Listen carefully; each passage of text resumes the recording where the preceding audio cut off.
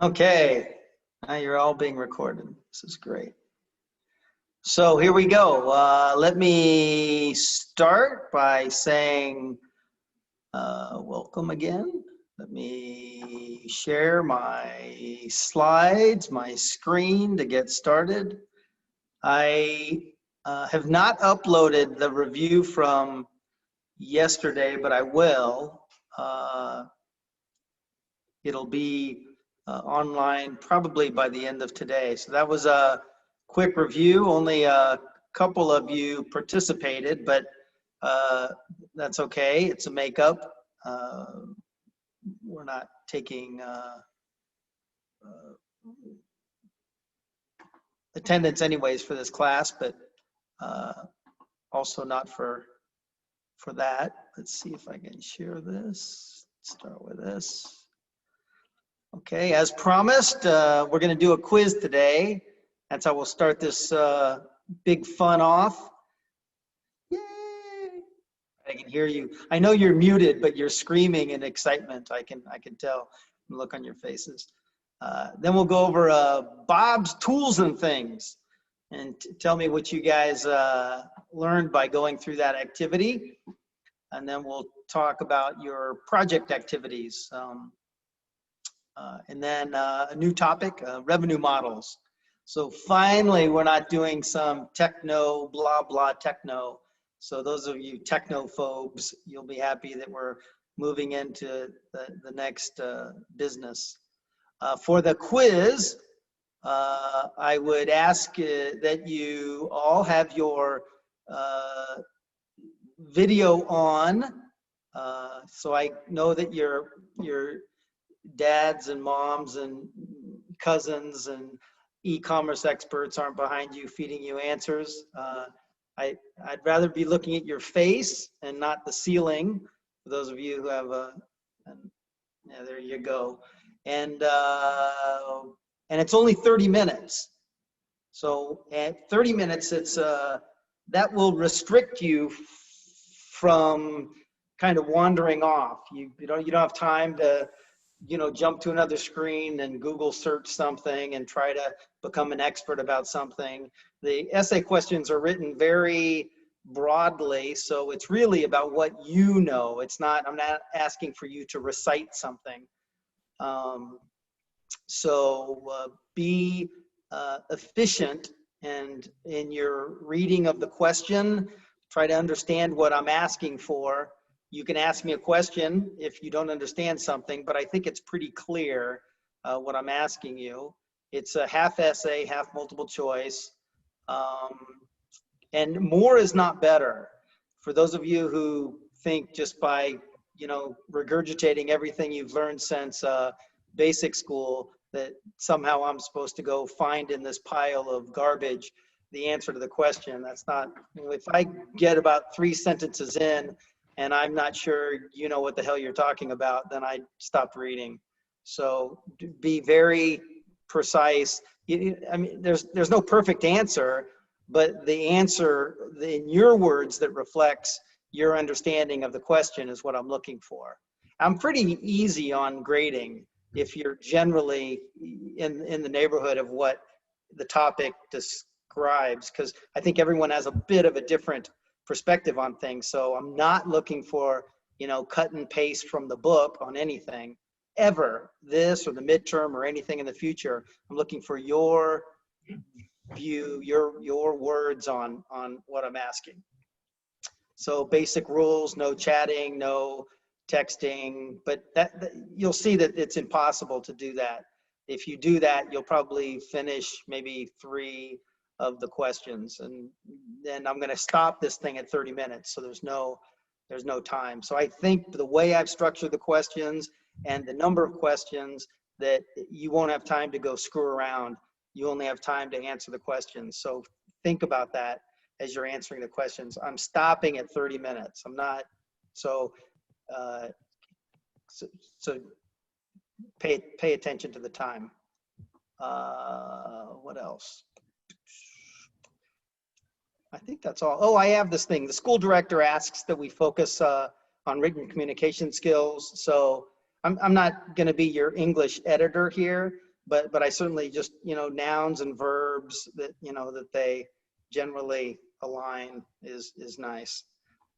So I'll be giving you some feedback on that if it's like really off, and you should go spend time with the English tutor, because that's part of the reason. And I think that that's also very relevant in business, is that if you can't communicate effectively in English, then I don't know what an English degree is worth to your future employer.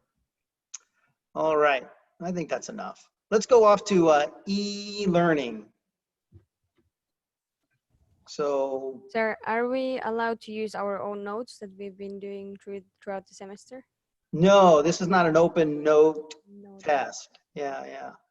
Yeah, but you bring up something that's important.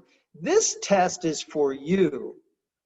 It's only a quiz, so it's only a small fraction of your grade. The midterm is worth 25% of your grade. So really, you should use this to test yourself. That's the whole purpose for this test, is so that you learn, one, how do I give tests? What do they look like? Because this is exactly what the midterm will look like. And then how would you do in that situation? So you should just test yourself, because if you wait and cheat or whatever on this one, and then you take the midterm, and you really won't know how well you're doing. But I said yesterday on the review call, about half of the students fail the quiz, which is not so bad, because that's why it's not worth so much. But it's a wake-up call, and then usually about 80% of them learn that they have to pay closer attention to things, and that I'm looking for understanding. I'm not looking for you to memorize something. Now, some things you have to memorize because those are the words that are used in the sentence to describe what I'm asking about. But mostly it's like, so what is this about? Why am I learning that? And so that's what I'm looking for you to do here. So if you don't do well here, then you'll know, ooh, I better up my game a little bit. Capiche?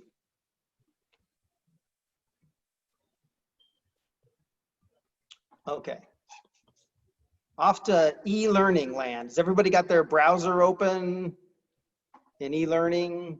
I hope.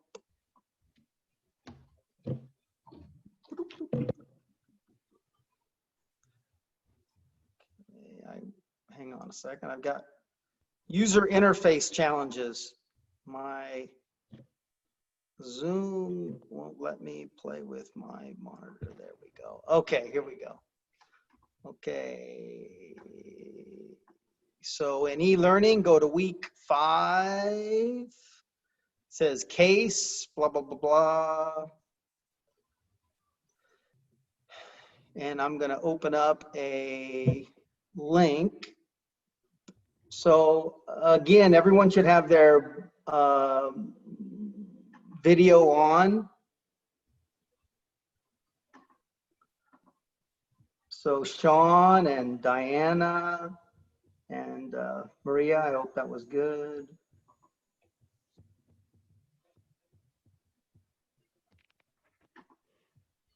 And Diana. You with us, Diana?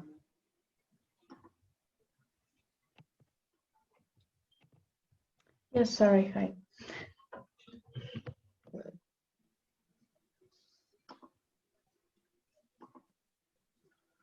Okay, it's open. There you go. So you might have to refresh your screen to see the link. Just click on the link. It's a Google form. I'll get the answers directly. So what time is it right now? It is 11 after. So I'm going to set my little clock here for 30 minutes.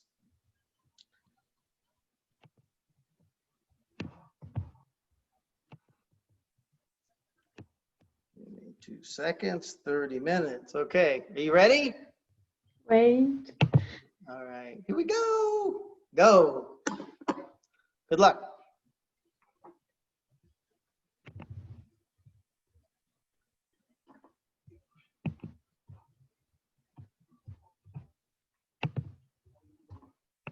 Sorry, what? I cannot open the quiz. Yeah, me It's too. saying that Same. this will be. Yeah, same. Cannot open Okay. it. Great. It means it works. It says it will be available only during designated class time. Right. All right, hang on a second. So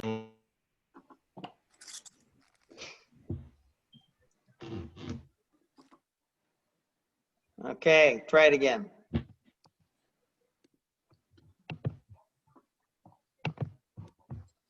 Good. Yeah, now we can. Yeah. Okay, I gave you back your time. 30 minutes starts now.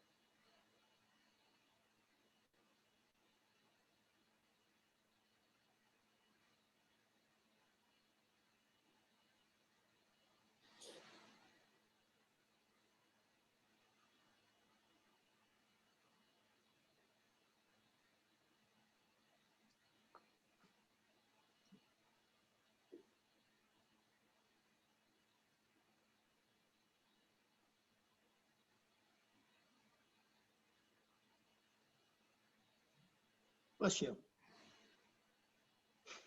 Thank you.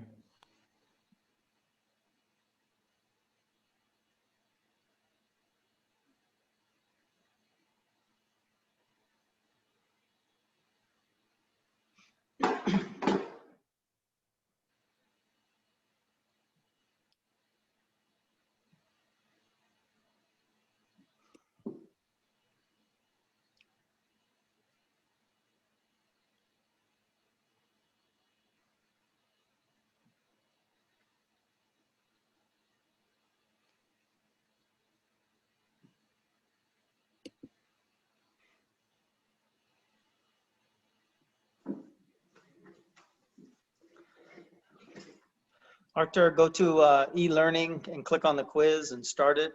You've got 24 minutes left of 30 minutes. We're stopping at 30 minutes. Okay, thank you.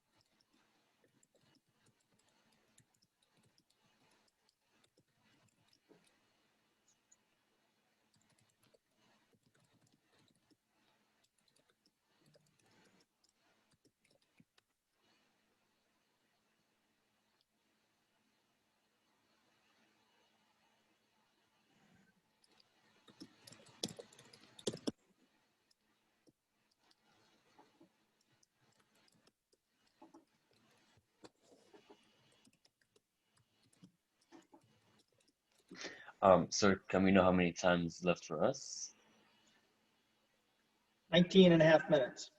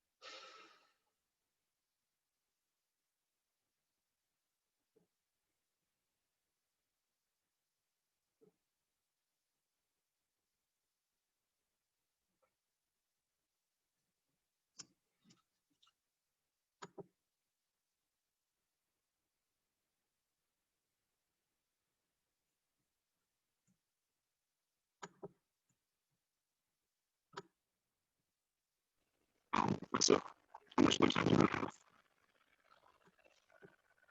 Also, how much more? You're coming in jumbled. Can you try it again? Why don't you chat the message? I can't hear you.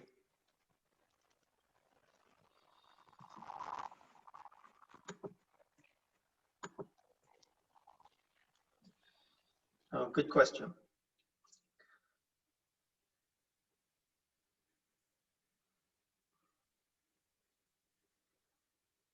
Ten minutes, 30 seconds.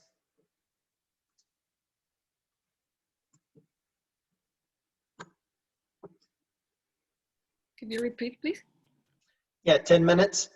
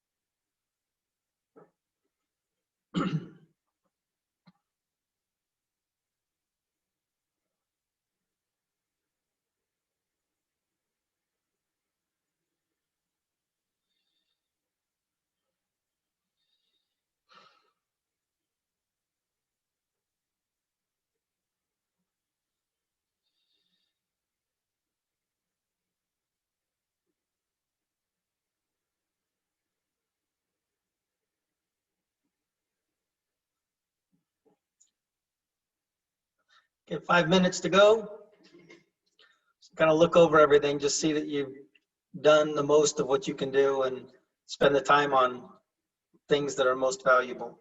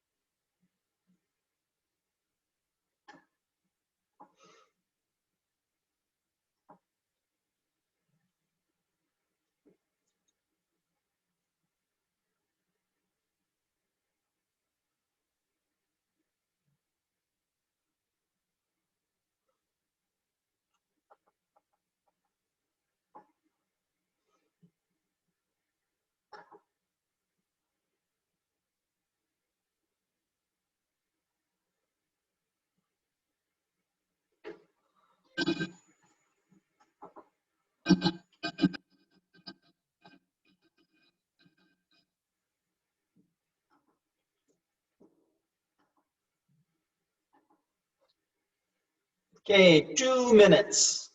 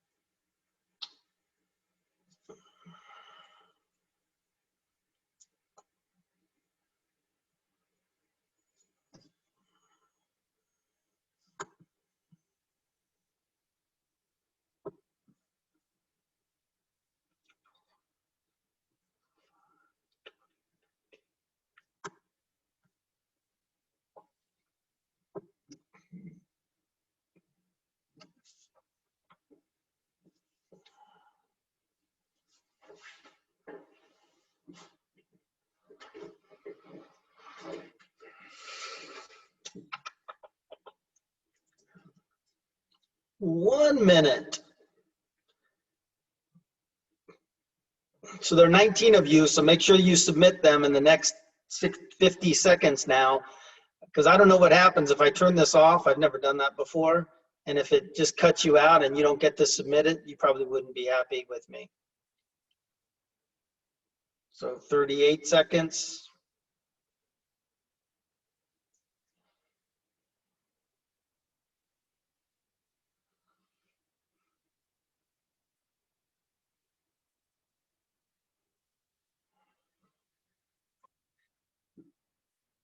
Twenty seconds. It's like launch of a shuttle to the moon. Sir, I've submitted it. Do I just press X on the tab not to lose the data? Yes, sir. 10 seconds. 2 of you better go quick. Quick.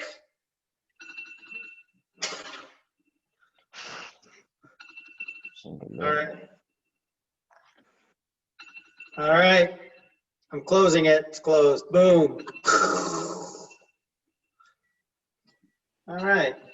Who's Martin? Who's Martin? Oh, did that not update? That's from another class I taught. Martin, I taught advanced PR with Martin one semester. Do you know him? You guys taking that class? Communications department. Pavlicek? Whatever. That was Martin, so I thought I updated that. Well, thank you. How fun was that? Required brain squeezing. Required brain squeezing? Yes. Was it fair? Yes, I it- expected it to be harder, but it's good. It's smooth, so I can say. All right. Others? Nikita, was that fun? Yeah, I think it was okay. Nikita's looking for his mute button. Yeah, it was fun. All right. Sasha, what's for lunch?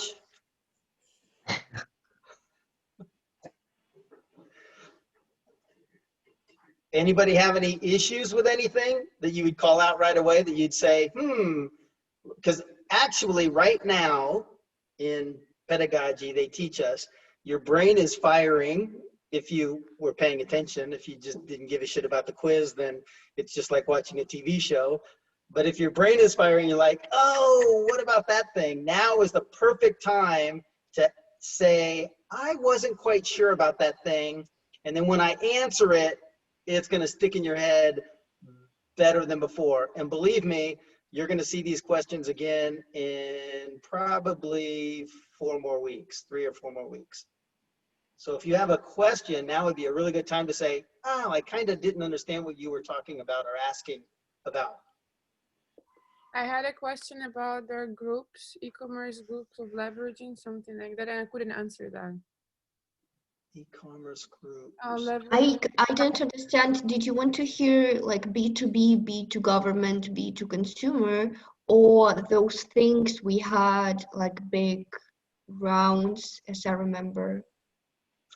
Well, it's funny you say that because the first statement that you made, B2C, B2B, it didn't explicitly say B2G, but that's also part of the general categories. Those were those big circles. So it was this or this? No, it was that, all of that. And those circles represented who did get this one. Who can tell us what that was about? This one. Sorry. Yeah, This one. wow, what a good note taker. Bonus points. I want to be on your team. So it's business process and support selling and purchasing activities as well. And then Which is business to government, if I'm not wrong.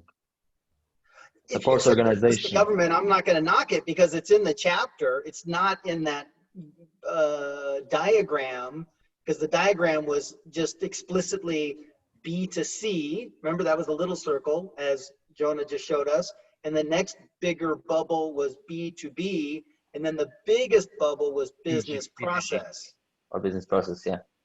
Yeah, and But so your question was not about this, right? The question that. Go ahead, please. Yeah, it was about that. There was a lady who mentioned the business leveraging or things like that, which is about business to business and consumer. So it was not the diagram you were talking about. Hold on a second. I'm fighting with my screen. I can't have 2 things open at the same time. The question was, when considering e-commerce, there are 3 major groups that we use to describe the types of e-commerce leveraging the internet. Think of the circles on the board of day 1, and that's what Jonah just showed us in her notes, and name the 3 and give examples of the 3. Yeah. So So for us to do so. B to C. So what are the, maybe somebody else in the class, why, what's the relationship between like B to C and B to B and business process? Now I'm doing this because it's the relative size. Why am I poking you about that? Who gives a darn?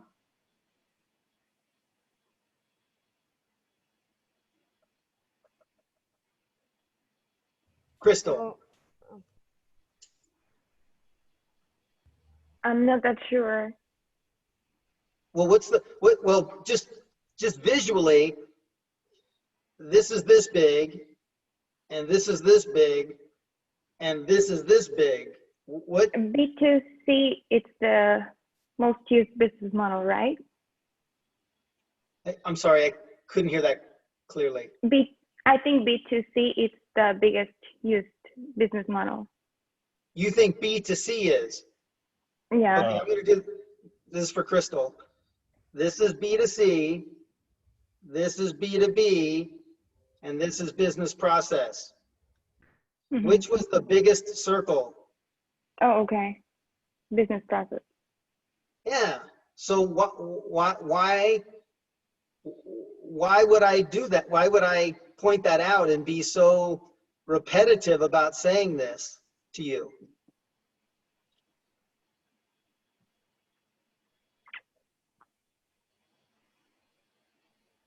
could I give a few examples about business process so maybe people would understand better? Hang on one second. Crystal, you want to give it a swing? I didn't include business process in my answer. You did it? Okay, but now I'm telling you, so now you know, why is it important for those of us thinking about e-commerce to understand the relative sizes of these markets, the relative value? Just think, don't try to remember what's in a book or anything like that. I'm just telling you, okay, this one's worth, let's say, 900 billion, okay? And let's say this one's worth about, I don't know, 9 or 10 trillion. And then this one is worth about 50 trillion. What would that say to you? What is that kind of in your mind? I'm so sorry, I don't know. Yeah. Well, I mean, just think about it. Okay, I'll leave you alone for a second. Jana. Yes, I was thinking that maybe because we're not supposed to consider only one group, but we should consider the whole business because e-commerce apply on both sectors. Right. That's it. I'm not, nothing in this class is like rocket science. You know most of it. Some of the things are going to be new to you just in terms of awareness. You just haven't, I mean, this goes back to the TED Talk. You don't know what you don't know. If nobody told you that business process leveraging e-commerce was a trillions, tens of trillions of dollars, that it was worth that, then if you didn't know that before, and now you know it, so now you can say to yourself, wow, I thought e-commerce was, I want to buy a new pair of shoes and have it delivered by Friday before the party. And I want you to go, sure, that's part of e-commerce. And if your business is in shoes and you're a great designer, then that's what you should focus your attention on. But for the sake of this class, you're here for a general education, and generally speaking, if that's what you go do for a living after university, God bless you. That could be a great business. And hopefully you'll learn some other tips and techniques about how to leverage e-commerce for that niche. But if you're talking about the real big impact of e-commerce, it's really about business process. So nothing more than that. And if you put B to G, I'd buy that. That's actually, that's a big sector.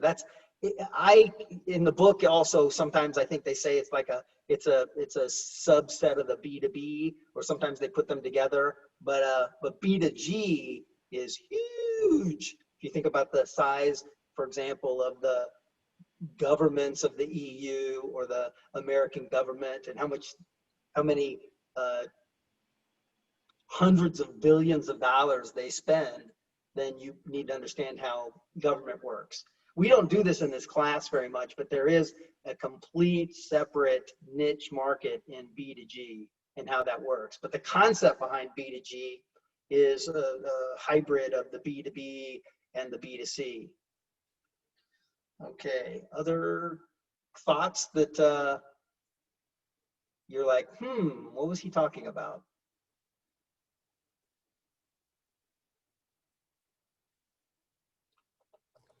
I was thinking about the value chain activity question. Now, what did you exactly was looking for it, or were looking with it? And did you want us to specify like primary activities and secondary activities, or yeah, if you can just clarify the question basically. Again, this is similar to the question about the segments, the B2B, B2C, and process. I'm just asking for you to think about, you could have gone down and explicitly described the value chain. That wasn't the question, but you could. I mean, in terms of like, what are the components? But the why the value chain of activities is so important is because it defines and breaks down business by key value-added processes, so that then we can consider which part of the business we might focus on to improve our business. I didn't want to make the question too complicated, but I could very easily have added, and you leverage SWOT analysis to help identify what area of the businesses you should focus on to improve your competitive advantage. And then from that, you map back to the value chain of activities to find out where in the business you need to improve that. So it's a very high level strategic starting point as you build down. Later, we're going to talk through your projects, and hopefully you've done this in your projects as well. You've been able to see, you've introduced the business idea, and then you can see where in that, through SWOT analysis, you can say, well, this is where I should focus my attention, and what part of the business is that? Is it supply chain and the operations? Is it customer engagement on the sales and marketing? Or is it customer engagement on customer support? What part of the business is being impacted? So that's the question of sharing with me what your understanding of value chain of activities are, and how it's important when considering any commerce initiative. Good question.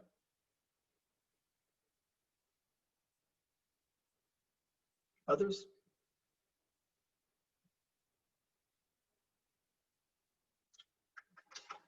Well, we're going to be able to talk about the rest of this stuff as we go through the rest of today. So let's go back to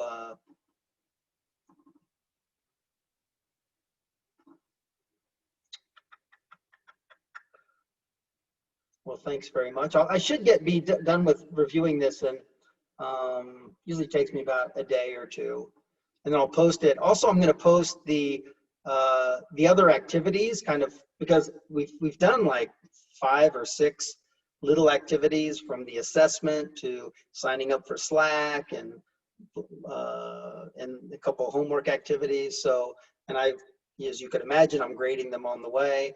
So not really grading them, it's kind of a binary 0 or 1. Did you do it or didn't you do it?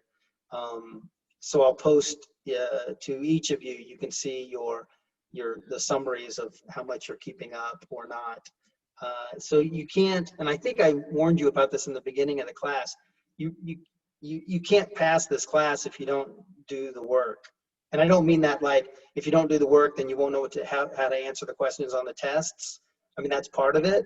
But if you just don't do the work, there are enough points that you collect along the way that unless you just got 100 on the final project and 100 on the midterm, then you won't pass the class. So that's by design.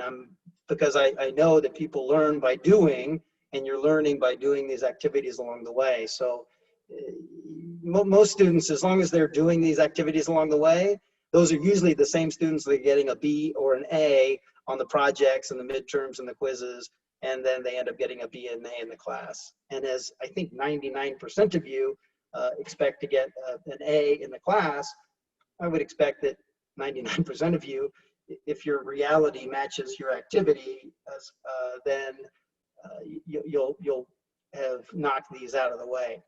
Now, there are enough in the future that if you have been asleep up until now, that if you wake up, then you can catch up a bit.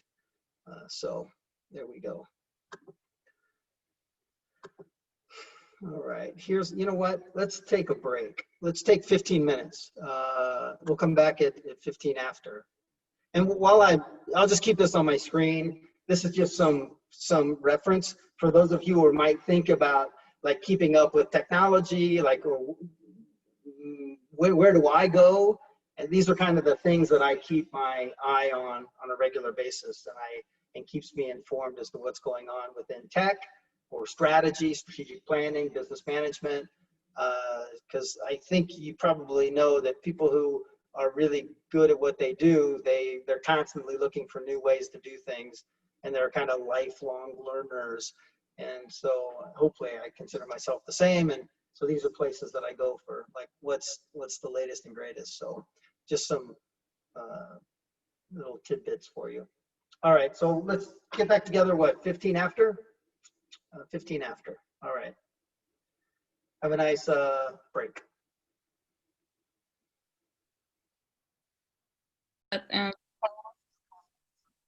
Are that like Bob's new website like will target the most skilled woodworkers, so like they will send like high-end specialty tools, and that would mean like higher yield margins, and they can also distinguish the new online website. So like there will be like more brand recognition from Bob's most profitable customers because of the new online website, and the threats could be increasing competition. Okay, Abdel, now go. Okay.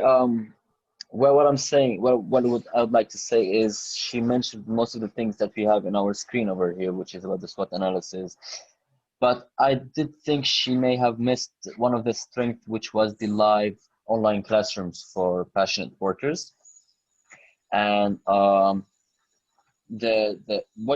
she wanted to say for the opportunities, which was target more customers on an international base. And open shop only with like high products, like adding value to customer experience, because we're using e-commerce in this case. So the user interface, user experience. Heading to threat, as I mentioned earlier, we have also low demand on the supplies or the products that Bob has. From Sarah's point of view, there's also logistics problems, which can be delays and damage for the items that the store has. This is a threat? Yes, indeed, it is a threat. Can you explain that a little bit more specifically? Definitely. Due to the high competitive situation or atmosphere, Bob was just like the store resided aside. They had low demand, despite the fact that Bob was able to match the prices of his competitors. That's for the first point. Second point, there's the logistics problems, logistics issues, which is delay in, for example, delivering the products, the damage of the items that some customers receive or have.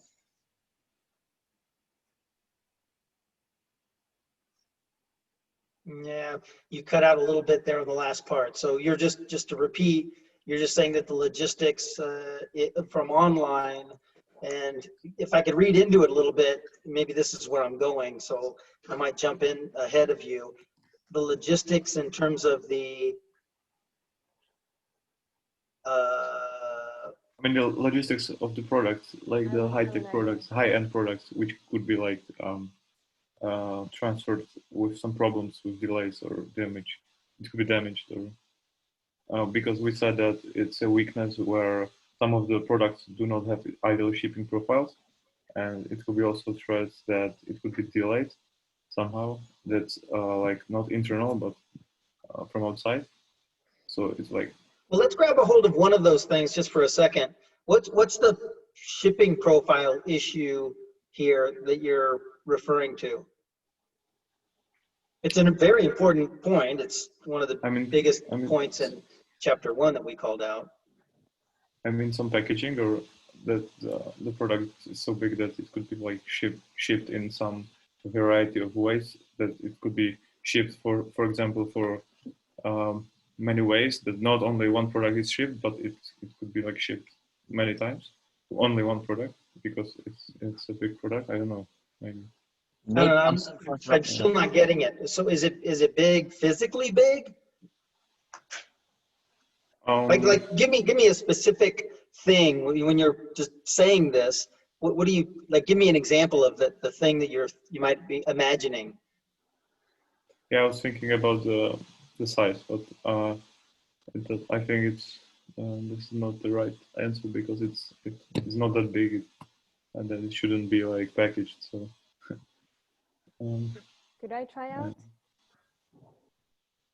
Yeah, but one thing I think Mark is he's in the neighborhood of what could be a problem. I don't know if it's a weakness or related to, you know, a threat that becomes an issue, a problem. But it's an important consideration. I'm just wondering where does this thing come from in your head that you're thinking there might be a problem? Is it that it's too big?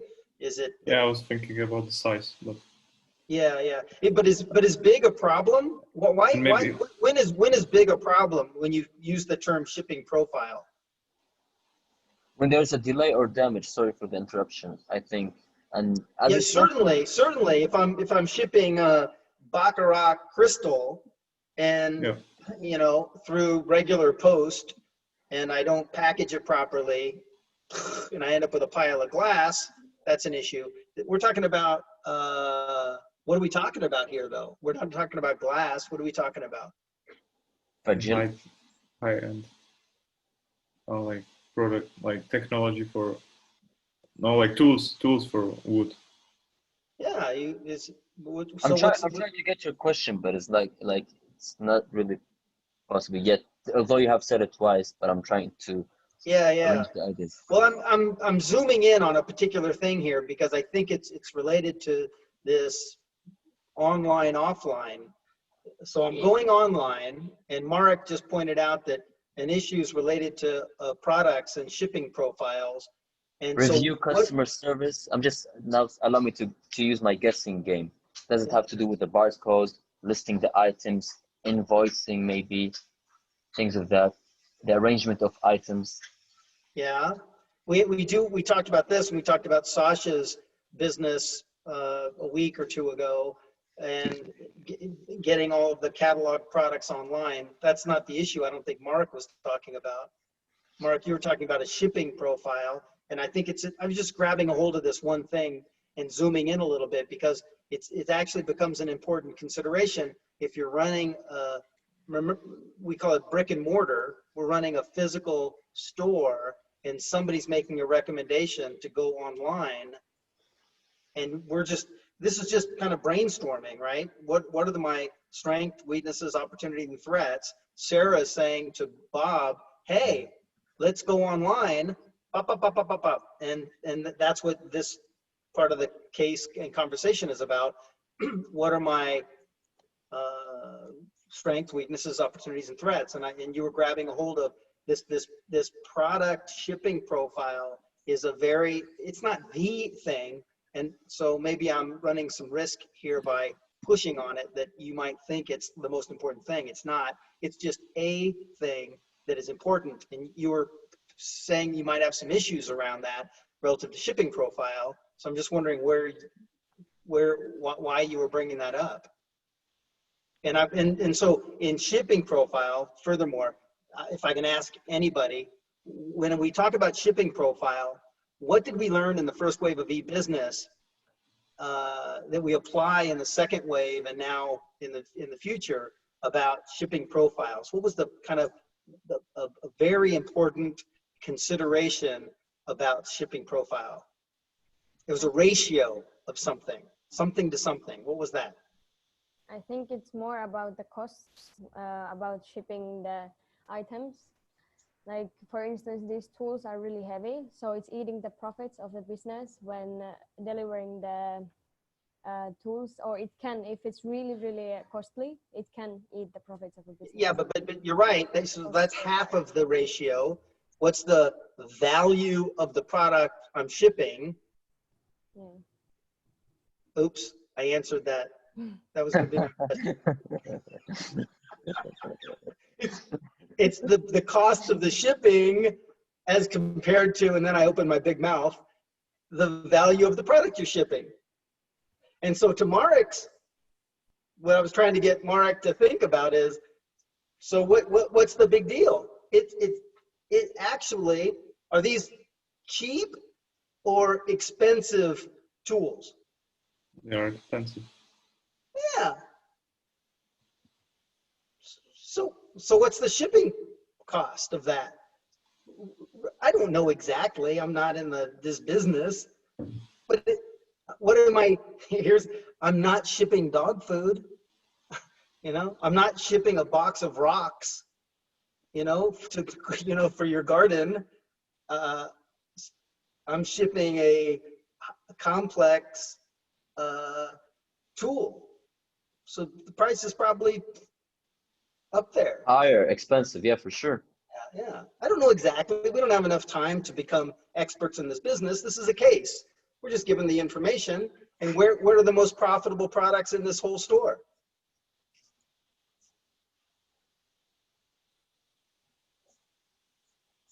They told us. The high-end products. Sorry? I didn't hear. What are the most profitable products in this store?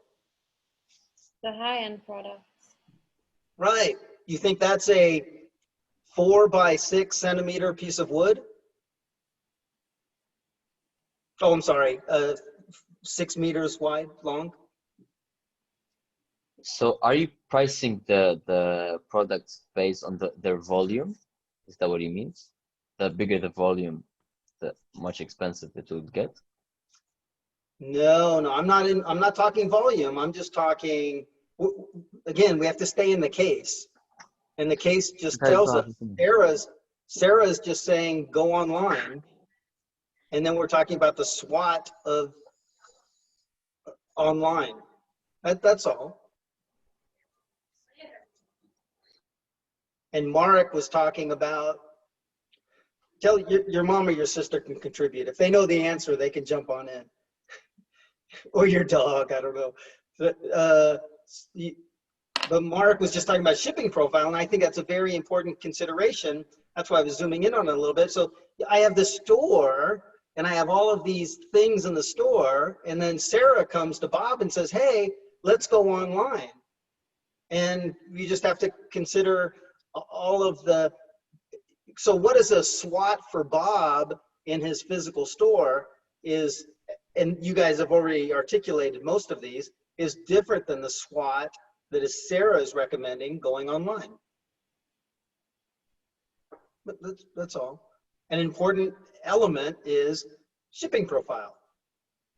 Because you can come with your truck and pick up this expensive router, not a network router, but a wood router, and no issue. But if I'm shipping that to you, then I might have an issue. actually probably not with a router because of the shipping profile. So just a consideration. There's not, as you guys know, when you've worked on cases, there's no perfect answer, but it's just to get you to think about, well, oh, I got these two different things, and now I have to think about what am I going to do? And some of the things are black and white. They're, I do this or I do that. And some things you actually can consider complementary. Let's keep going. Let's keep going. I don't want to get stuck on that one. So another group, can I go to Samsung? And can you, would you add anything about this Sarah's SWOT?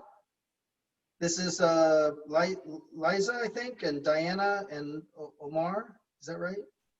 I think.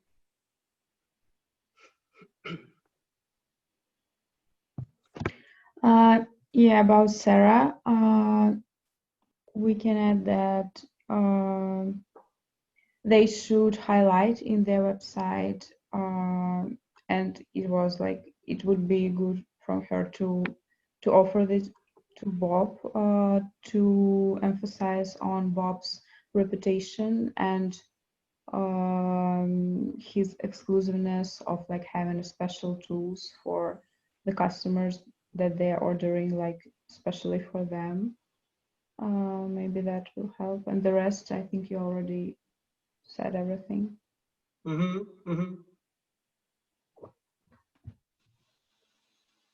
So no, I think it's kind of clear enough. I don't think it's more than that. We can kind of see some more things though when we get into the next request, which is based on these two views of current business and potential business. Let me go to a different team now. Let me go to did anyone from Modri show up? Modri Salon? Yep. I think we're here. Who's that? Sorry, Demir. Demir. Yep. All right, welcome back. So what did you guys say in answer 3? This is based on your SWOT analysis of the proposed online business. Write a report. It includes a summary of your assumptions, a list of specific recommendations for Bob's woodworking. Or if you think it should remain, Bob's tools and things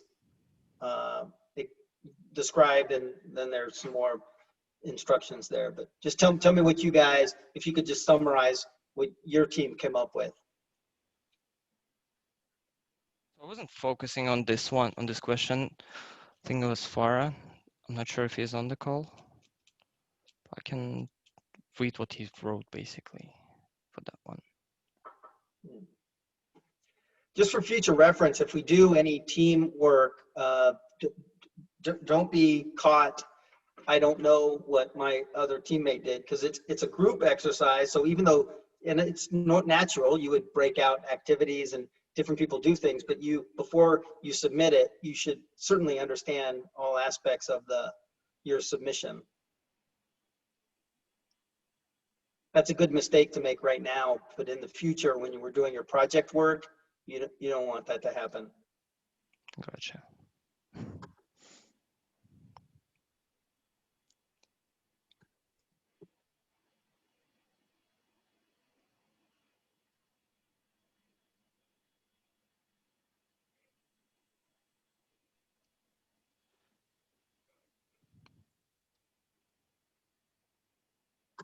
Okay, so the product page should contain detailed tool photos of all sides, tips before buying, and video demonstration of the tools.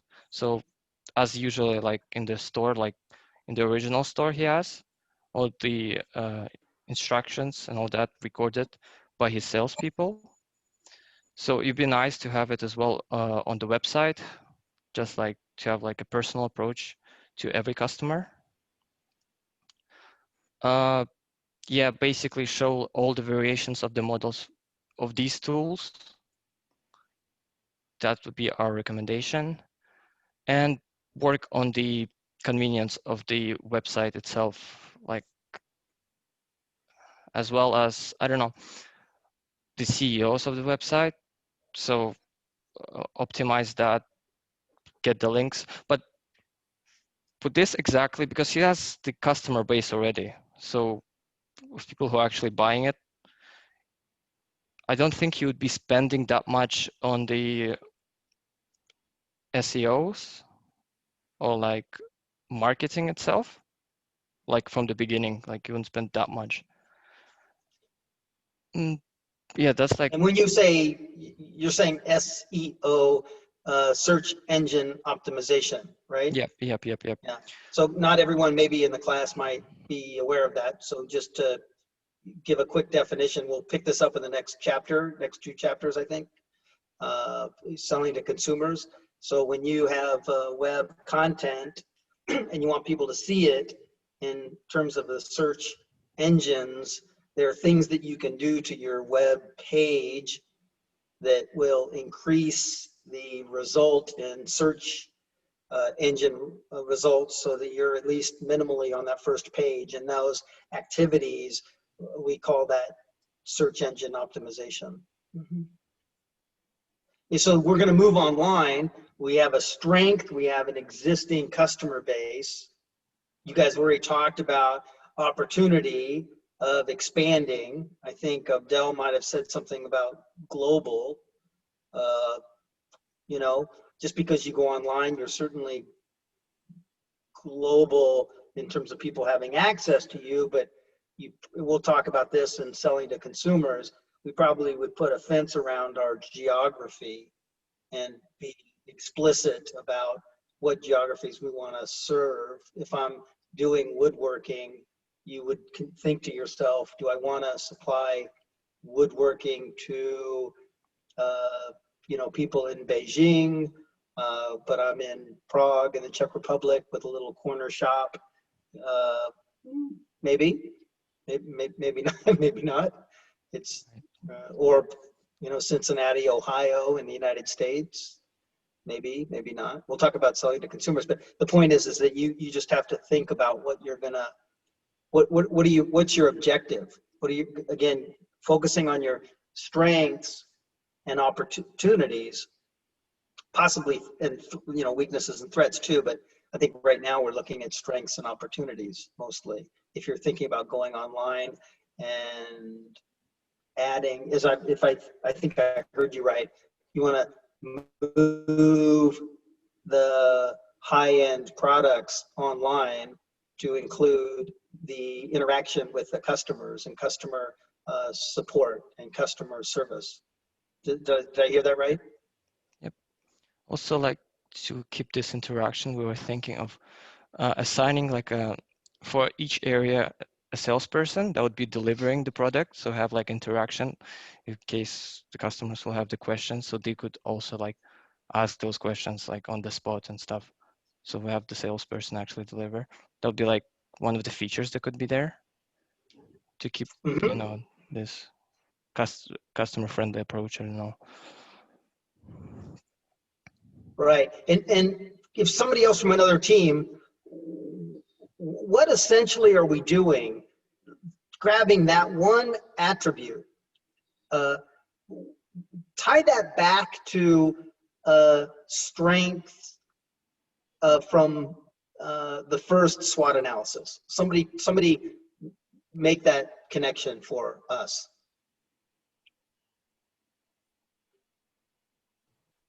Could you repeat the question? So he was just describing that for online interaction with customers, he wants to assign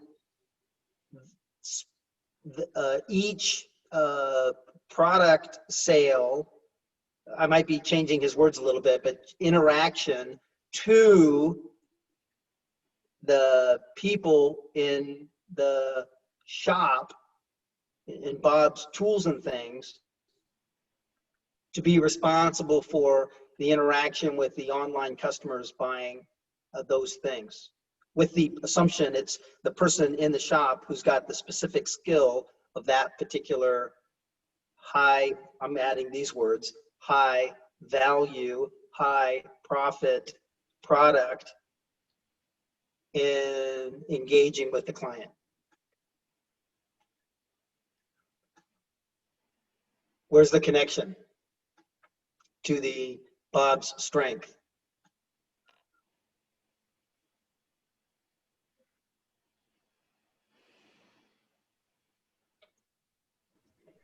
Benjamin.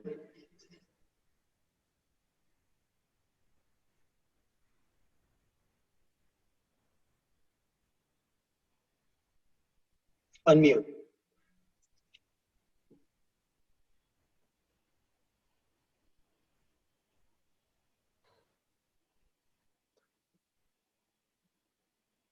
Unmute. That other button.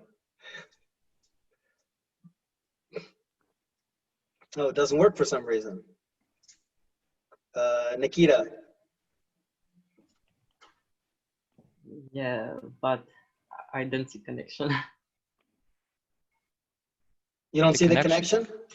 The connection of him being like having a good customer service already in his shop and like just keeping up with it. That's his strength, like from the beginning. And yes, and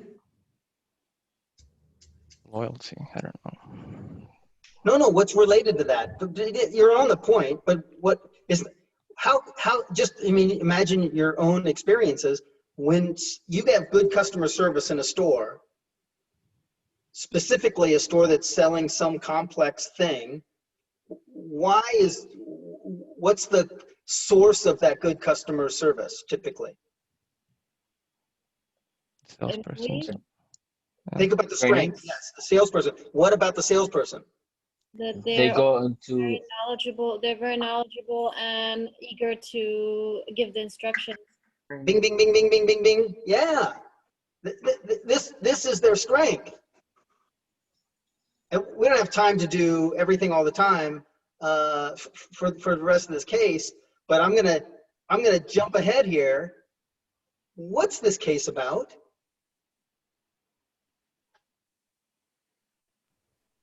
The case is about Bob transferring his business from store to online. Adapting to change. Who said that? Me, Demir. Adapting to change? Yeah, because things get more competitive, but what, somebody else take a swing at this. And I'm not trying to make this like a game, go a cat and mouse game, go find the answer. Just think about it. What big picture, what's this case about? And by the way, here's a hint. The answer is it's happening all over the planet. They have to compete with their own store. A physical, I mean, like they have to combine the two and be able to maximize profit from both of them. To make the store international, or to make the business international. Can you hear me now? I can hear you. I think it's about decision making. Yeah. Maybe turning threats into opportunities, or Yeah. Expansion. Modernization, expansion. I'm going to let you guys roll around in the mud on this one. I'm sorry, go ahead. Is it the return on investment? Is it the return on investment after they adapt to the change from going to online? Because if Bob went to online, as we see, the SWOT analysis will be changed. One of them would be like minimizing or cutting off the rent cost or the fixed cost of the rent, like the in-ground store. So this would be, yeah, go ahead, I'm listening. No, I'm listening to you.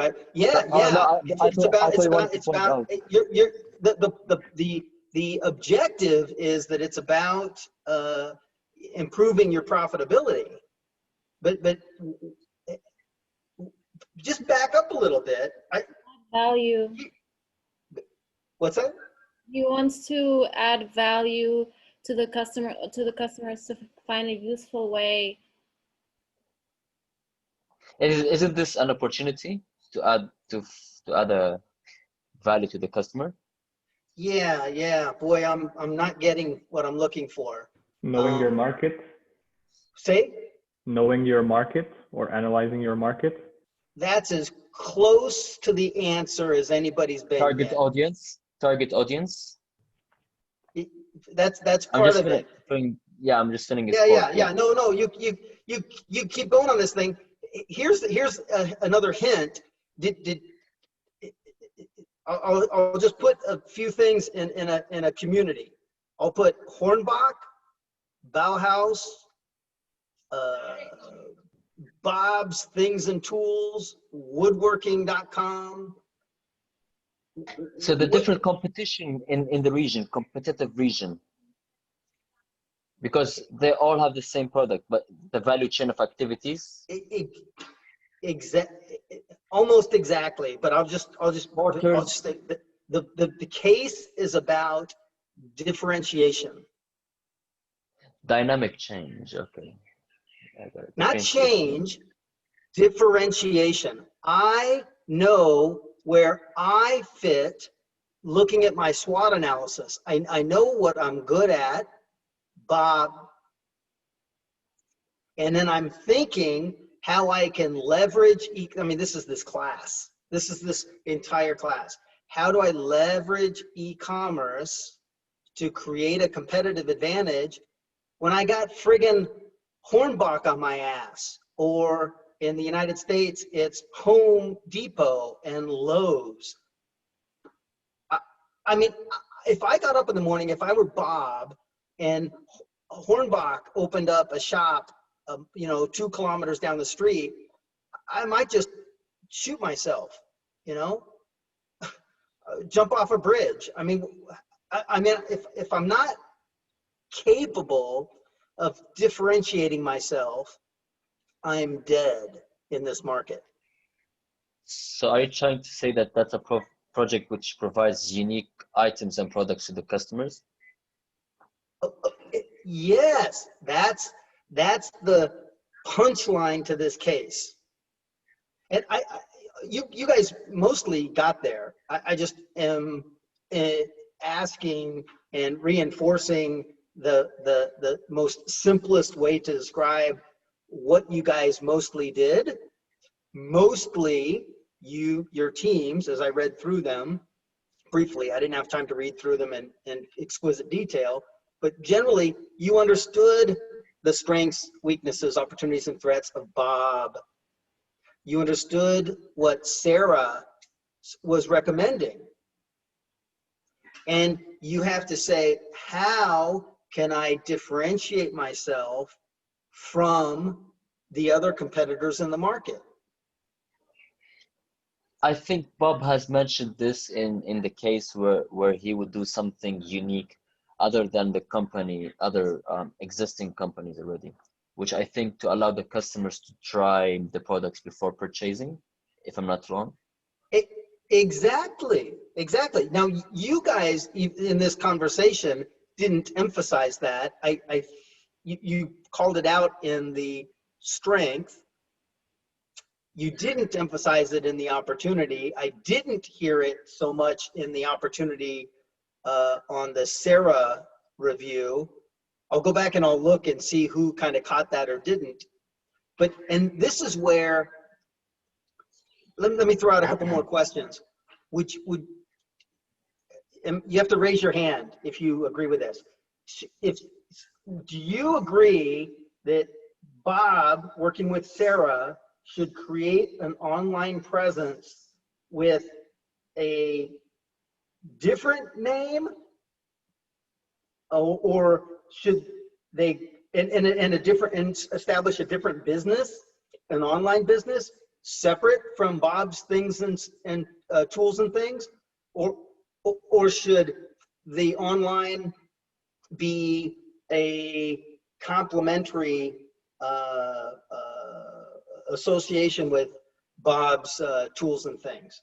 So, because I can only see hands, if you think that they should be separate entities, managed separately, raise your hand. And why, Marek, would you do it that way? Because it's only high-end product, and the products are different from which can Bob offer from the Bob and tool, I think. So it's Could be, right? Yeah, if you decided to go down that path, right? It's really, it looks like a different, it's a startup business, right? Is it, or yeah. an online startup business? Who else is? Anyone agree with Marek? Or are you going to let him sail by himself out here in the ocean? I mean, I like the idea, or I agree with Mark, but don't you think this would be another business? So this means there will be another focus on another branch. Therefore, this may cause a loss. Like, I think the person should focus on one thing initially until they find the ground to settle on, and then they can like expand later on once they grow bigger. I think if you're focusing on one thing and you're doing this thing good, so I think it's really good idea if you're doing one thing and not doing many things. And if you're like focusing only on one, I think it's really good. And you are doing it like you are doing good this thing. I think that's what you said, right, Abdel? Yeah, but exactly as I said. But I wanted to mention one more thing. Just like Tesla, Elon Musk was focusing on cars, and then he became successful. Therefore, he went to SpaceX. So what I'm trying to say is that it's optional to branch. But what I really want to say is remain in one branch. No need to like just go bigger, because it's gonna be a headache for you. That's my perspective. Yeah. So I would suggest that Bob's not Elon, so maybe he has different constraints. But so, okay, let's go to the other side. Who thinks that this is yet another channel? Remember the 4 P's of marketing? This is another place that Bob sells his products and services. Who thinks that's a strategy to pursue? Raise your hand. So if you didn't raise your hand with Marek, then I would expect that this is your, okay, Sean, he's got thumbs up. Masha got thumbs up. Jonah, thumbs up. Opinion, Nikita? Shah, Demir, Lisa, Omar? Okay, you're in on it. Okay, good. Yana, so why? You hear me by any chance? Is it available? Oh, Sean, you need a new microphone. Just give me your address. I'll mail you one. It's added value for the class. Did you say Yona or Yana? Yana. Yeah, I just saw Yana raised her hand.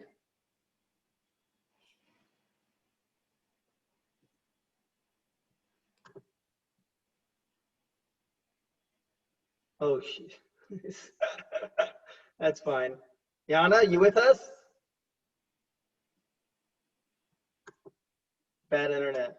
Oh, Jesus Christ! You guys are in a first world country. That you have bad internet. I'm not buying it. But okay, I'll leave. I'll move off. So who's Nikita? You tell us. Did you raise your hand? Yeah, I think it should really be complementary because you can use like the strengths and opportunities of the store and use them to make a website. Therefore, it will be more successful in my opinion. Yeah. So why? Why would you do that? I mean, what are you avoiding if you do something like that? I'm not saying, and by the way, again, it's a case, so there are no bad answers. That just some answers might require additional assumptions and liabilities. Like if Abdel decides to go off and build a battery factory with his extra money from that he got from not losing money selling lumber. Abdel is now Bob. So either he's going to go off and do something different, or he's going to leverage his existing environment, and that does what to that book in that strategy? Why would you pursue that, Nikita? So it's like their stores, their business, it's not growing, but they already like have customer base and people who love them, who go to their store. So moving to the website might be good in terms like they do not start from the beginning. They already have people loving the store, and it is like connected. The people will go to the website as well, so they don't have to start from the very beginning like a startup. Exactly, exactly. And Sean's typing away online, and he said the same thing. You added, I guess.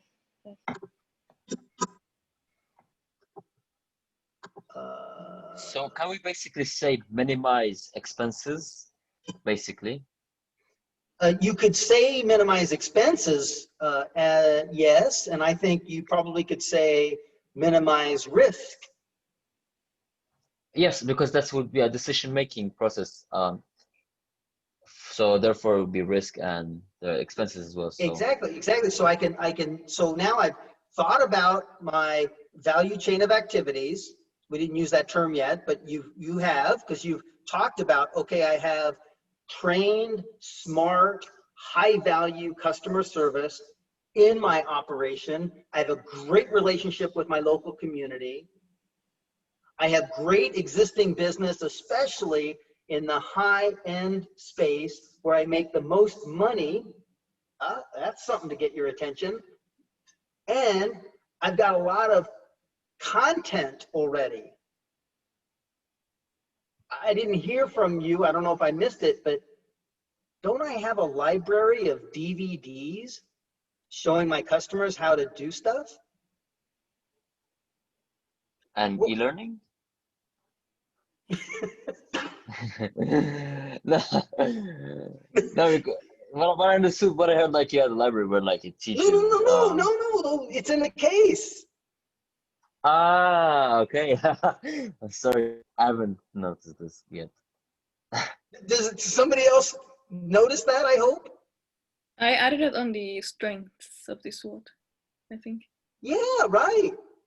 So I already have content. What's the first thing, if I'm Sarah, what's the first thing I'm gonna do when I create an online store?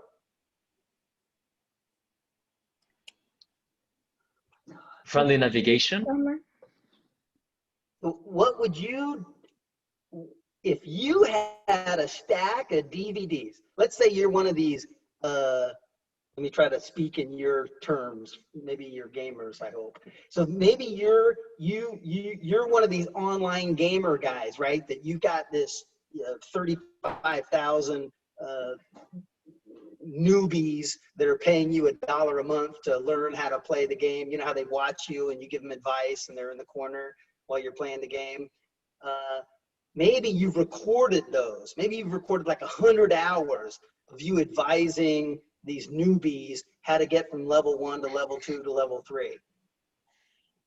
So they should sell the tutorials on their website. Okay, you jumped ahead of me. You could sell them, or you could rent them. Provide. Rent them. Yeah, provide extra lessons. Or just for time access. Pardon? It's like you can rent them for 1 week, and it's going to be a weekly payment. It's like a trial. Is it a trial? Yeah. Whatever. You have value. Do you think Home Depot has this?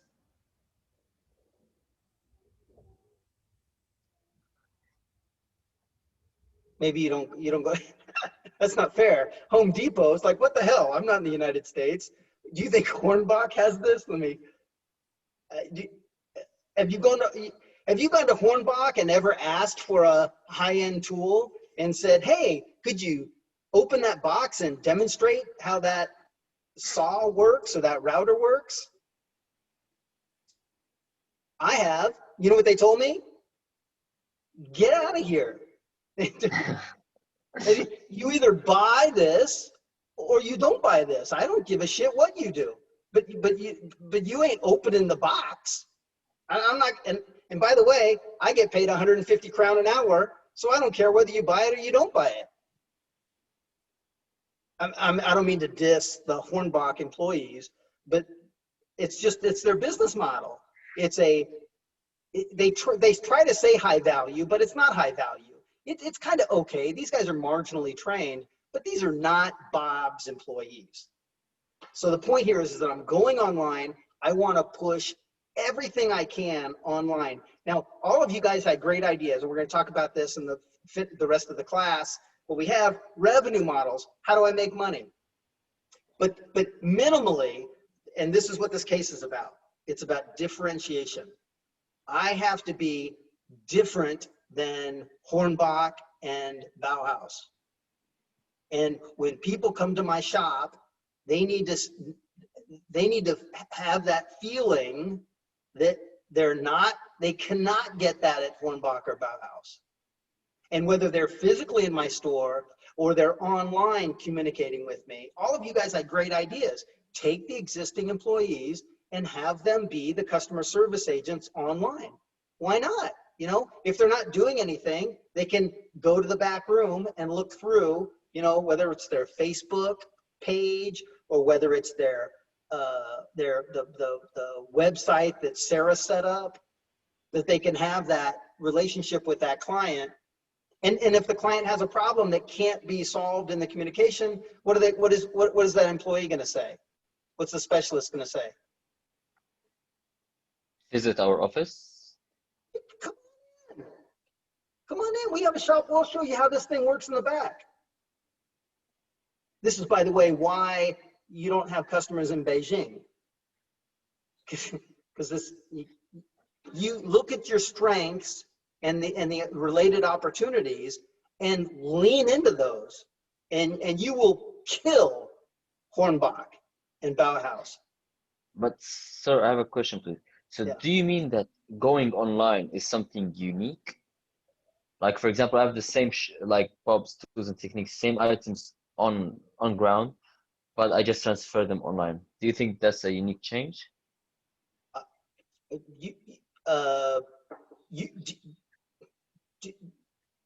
I'm stuttering because I'm not sure if I want to answer it or ask another question. Be rather Socratic about it. I'll just be straight. Yeah, is it unique? It by itself is not unique because every monkey can go get a website, and it's how you go online that will make you unique. Your online presence needs to be complementary to your brick and mortar traditional business. And when I say needs to be, this is just one guy's opinion of how you would push forward in the least risky business strategy to leverage strengths and opportunity and mitigate weaknesses. So you basically add quality skills to your online. Being professional, the act of being professional to the customer. Whatever and this is why I said, what is this case about? This is about differentiation. Whoever I am as a business, whatever I can do online that leverages and differentiates me from the other guys, that's what I need to do. In a previous class, one of the students suggested that they go online and that they add more products so that they are more like Hornbach, or in the United States, Home Depot. And who would do that?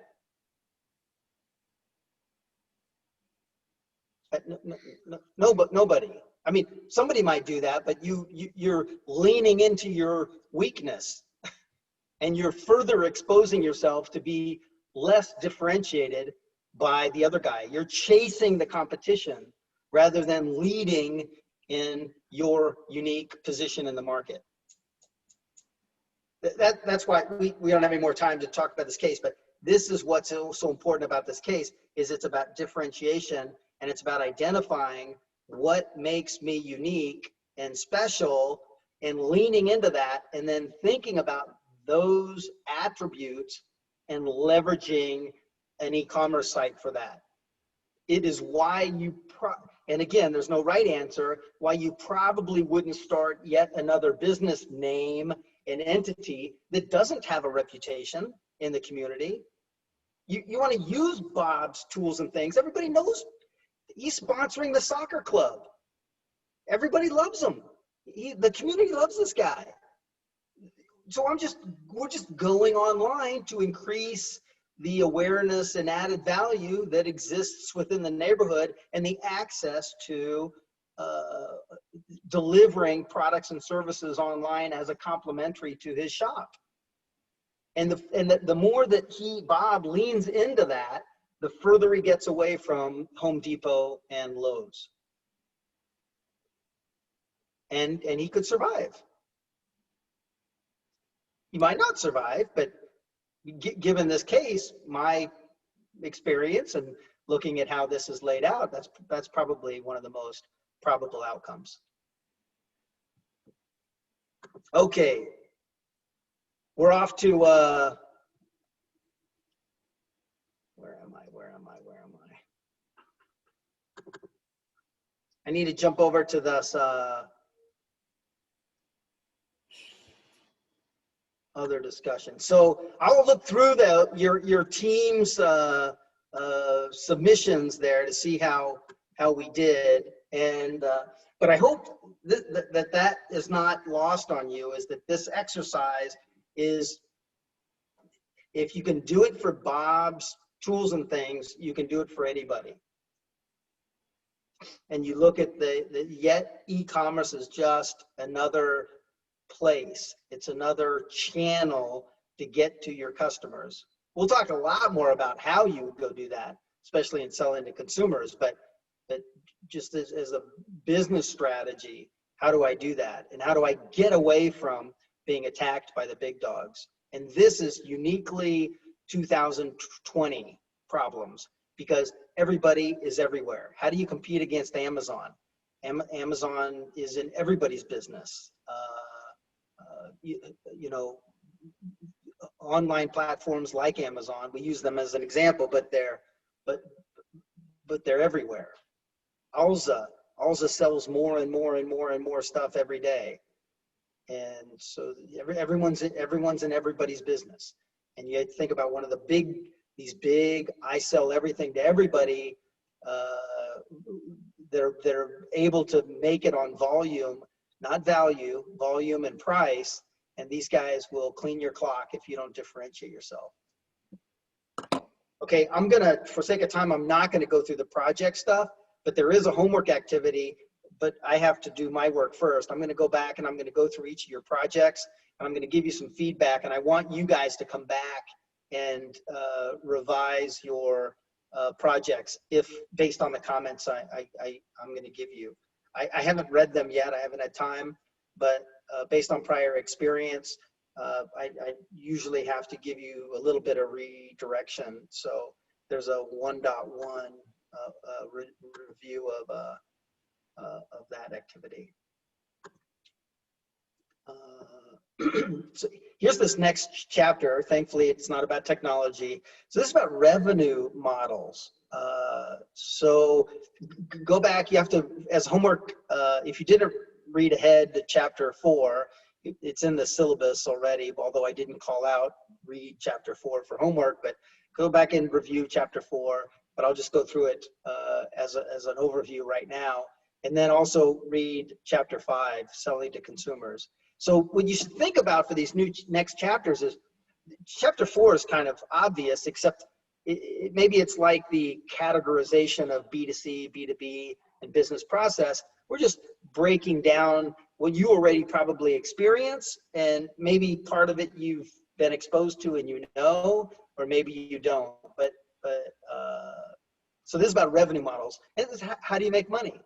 So there are different revenue models that some of it you know about, some of it you don't. I mean, have you guys paid your Facebook invoices? Did you get an invoice from Mark Zuckerberg last month? Anybody? No, you didn't, because it's free. So how can Mark Zuckerberg's company be worth like so much money, billions and billions and billions and billions of dollars? How's this? Well, because he makes revenue. And he makes revenue different ways. He gives access to your personal data to companies, and they pay him, they send him money.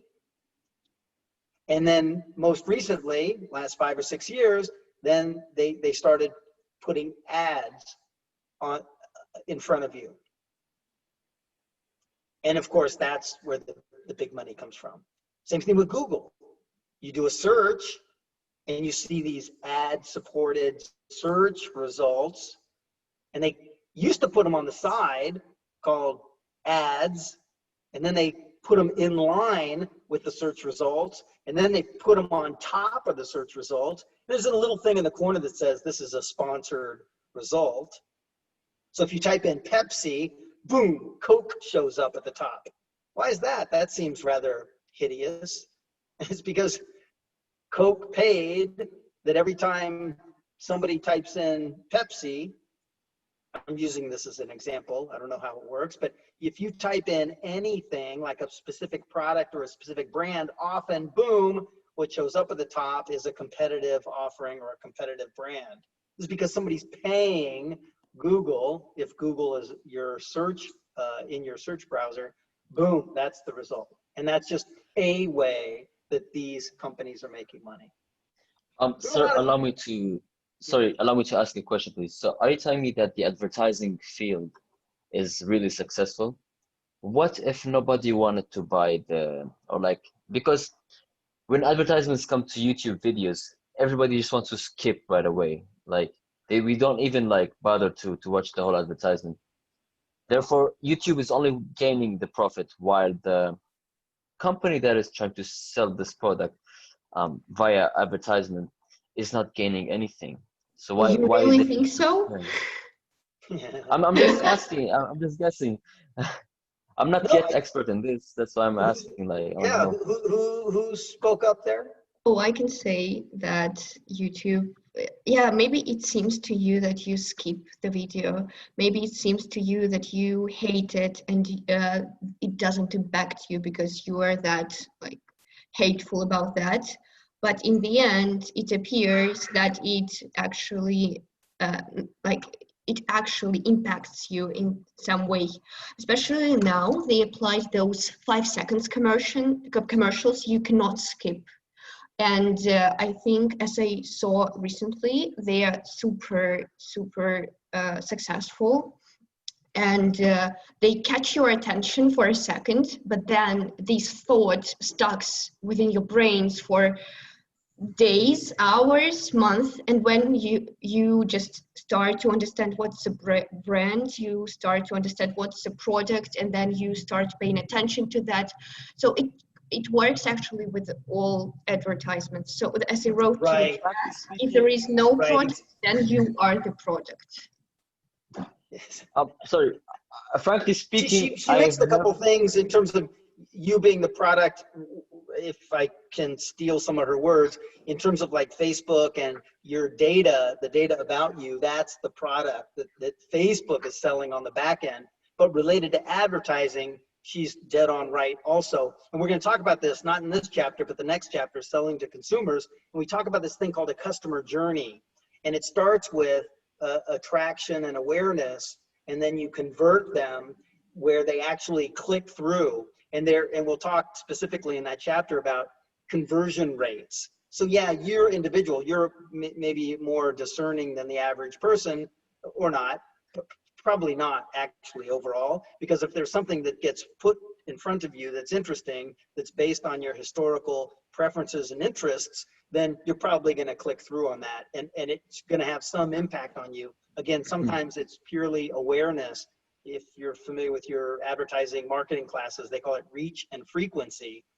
How often do you see something? And for advertising experts, there's a reach and frequency requirement that over some period of time, then you're thinking, oh, I know what that brand is.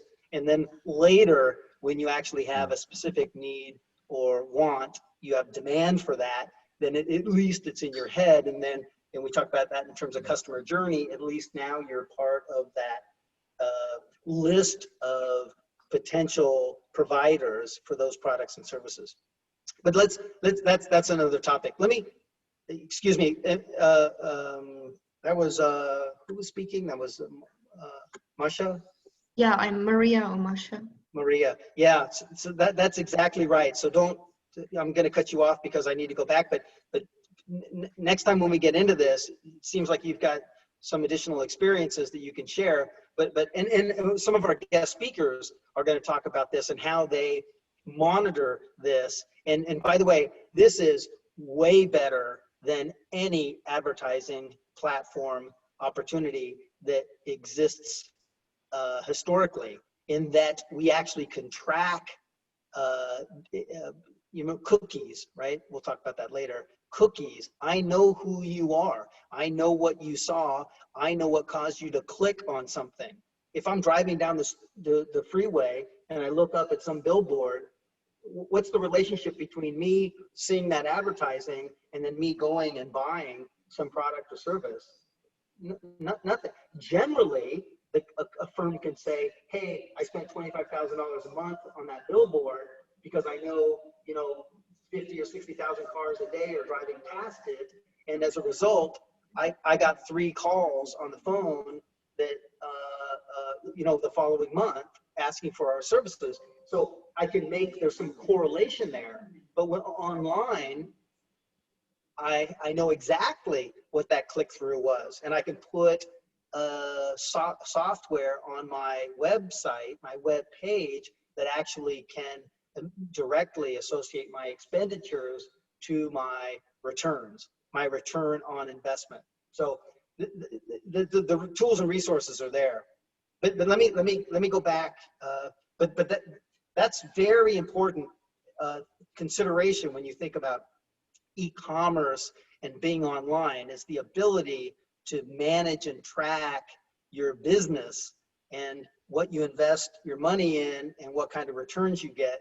It's a quantum leap in terms of being online versus what we used to do by just generally throwing money at marketing tactics, and then just generally, not specifically, generally seeing the results of those investments.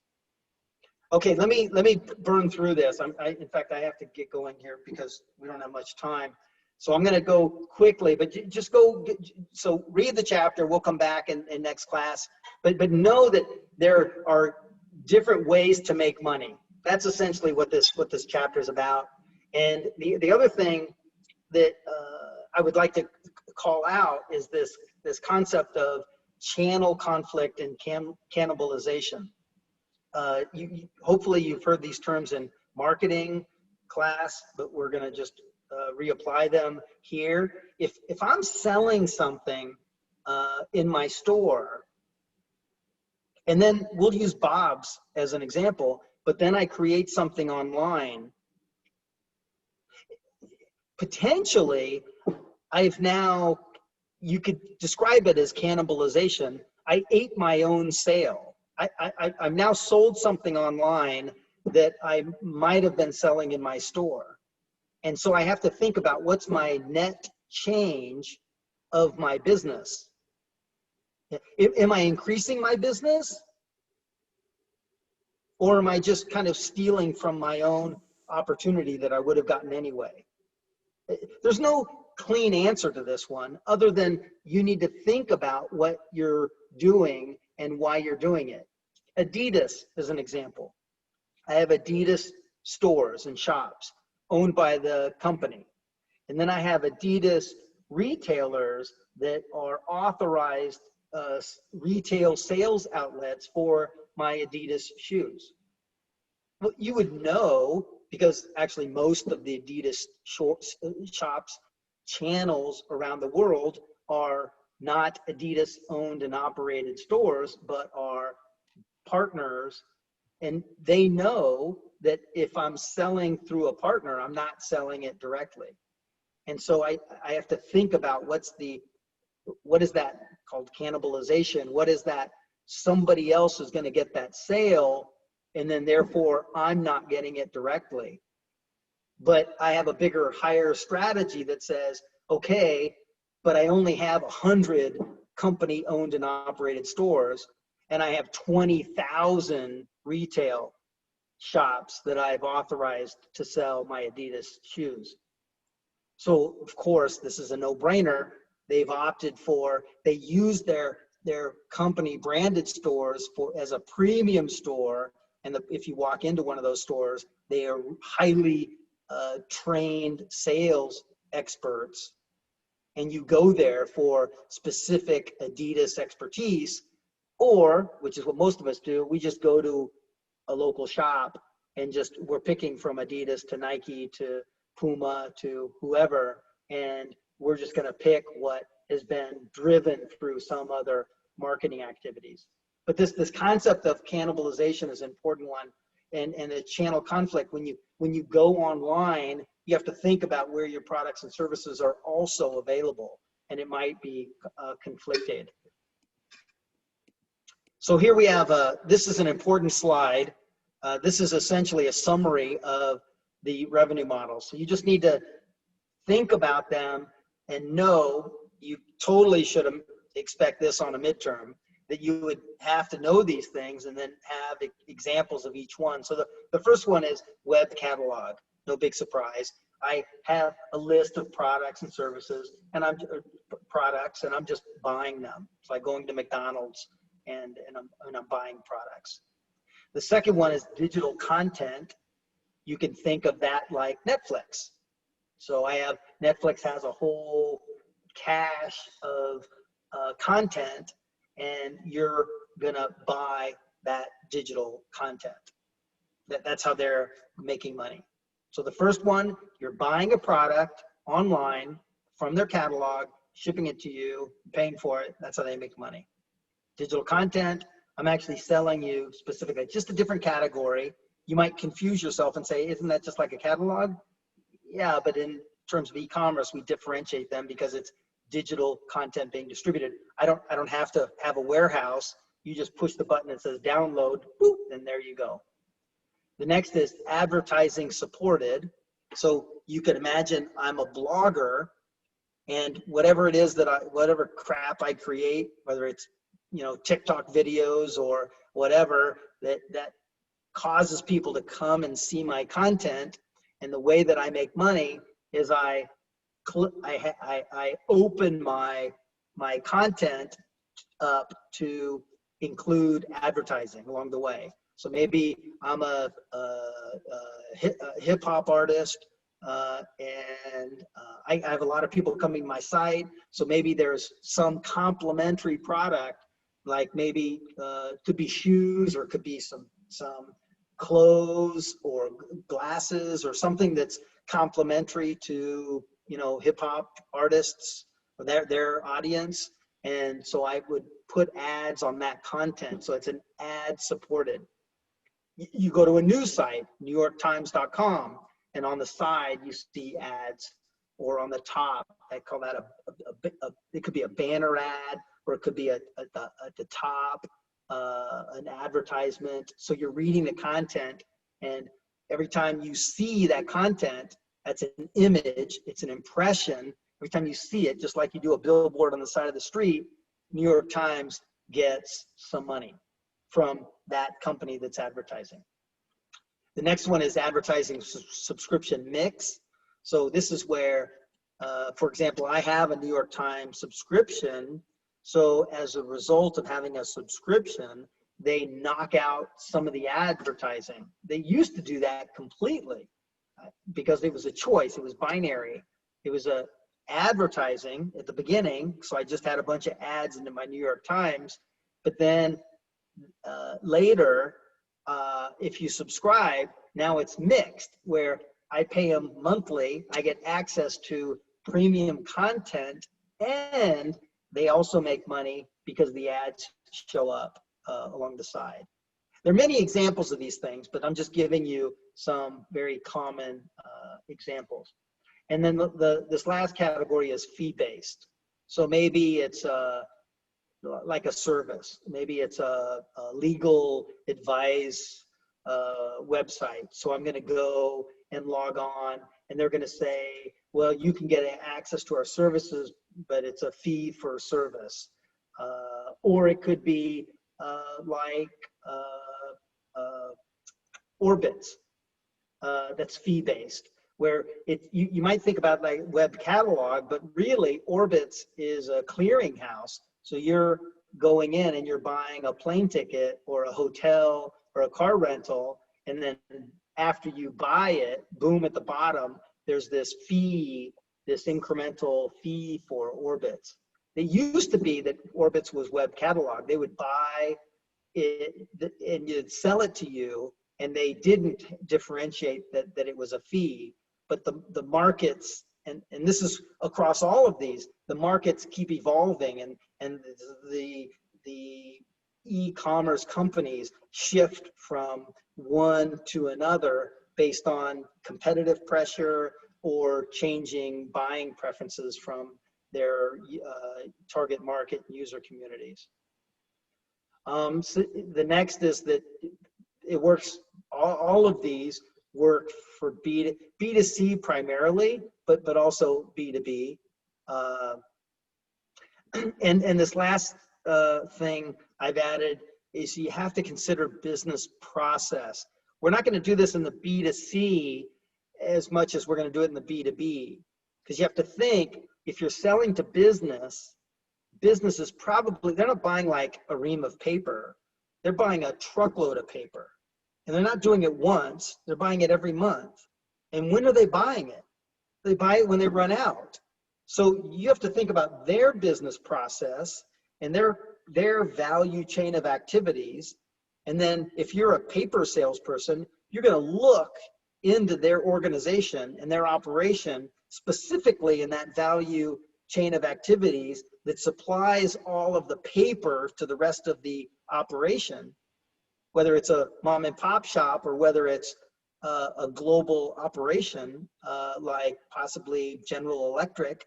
And if you want to be a worldwide distributor of paper to General Electric, you could add value by connecting your sales and distribution activities into their how do they do business, so that every time a printer gets low or a copier gets low on paper in their office, or maybe within the office, the storage room where the paper is gets down to a certain level, boom, you deliver some more paper.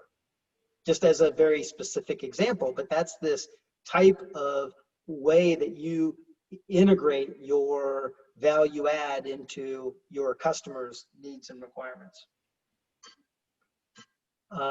So the rest of this, I've described it actually already. Isn't that nice? So we don't have to go through it. This is an important one, just to highlight the freemium model. We've all been exposed to this. It's kind of a hook. They want to hook you by giving you something for free, like the Washington Post is a different online news organization, and they'll give you some content. In fact, I think they change it quite frequently, but I think they give you 9 articles a month you can read. That's the free part, but then it becomes premium. If you want that 10th article and you click on it, it says, boop, you've run out of the free 9. If you want more, then give us your credit card and we'd be happy to let you keep reading our content. Sometimes it's like a product, like it could be Zoom. Zoom is free as a basic service, but if you want added features within Zoom, then you've got to give them your credit card and you can have premium services. So this freemium model is very important to consider if you're going to offer some product or service online or via an app. You have to think about what your pricing model is. That's part of the revenue model. This point I made is that they're constantly changing, and you just have to always be aware of what's going on in the marketplace.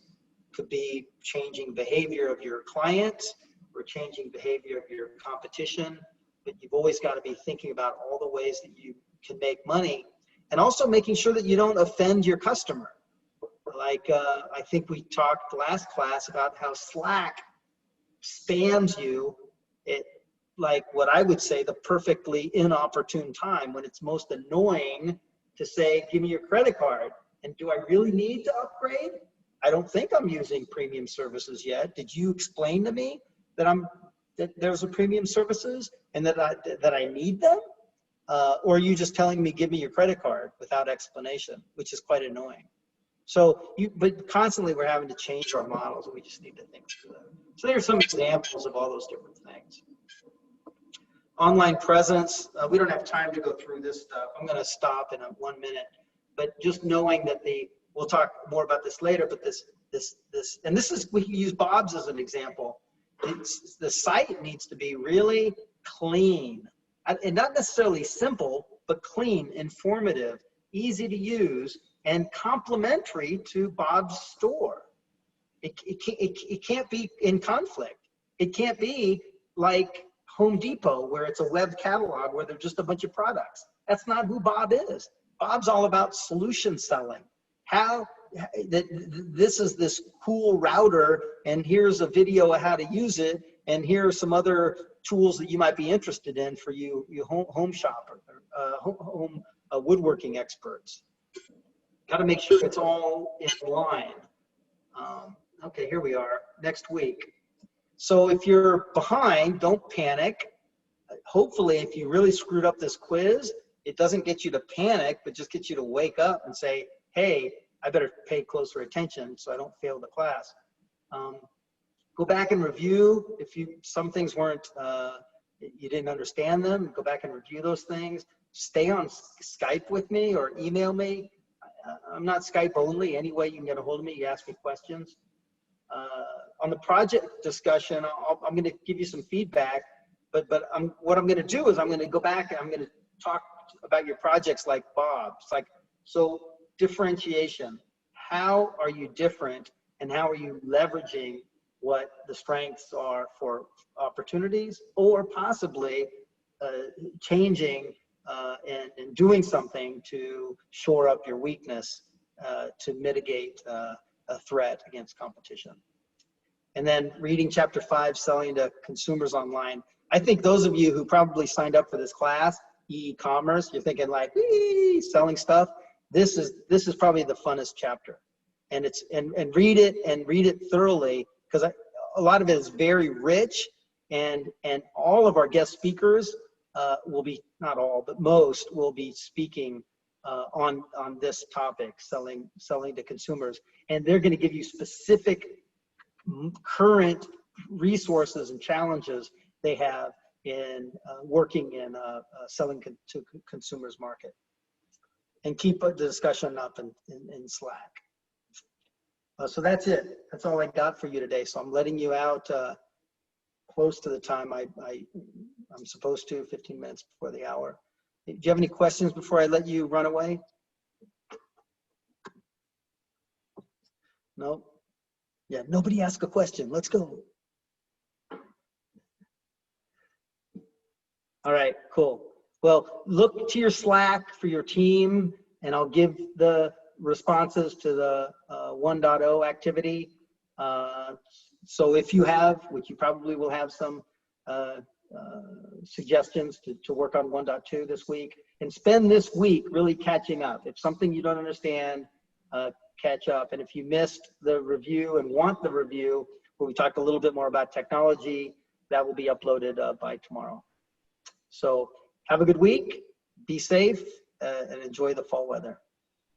Thank you. Thank you, sir. Have a good week as well. Thank you. Thank you. Bye. Thank you.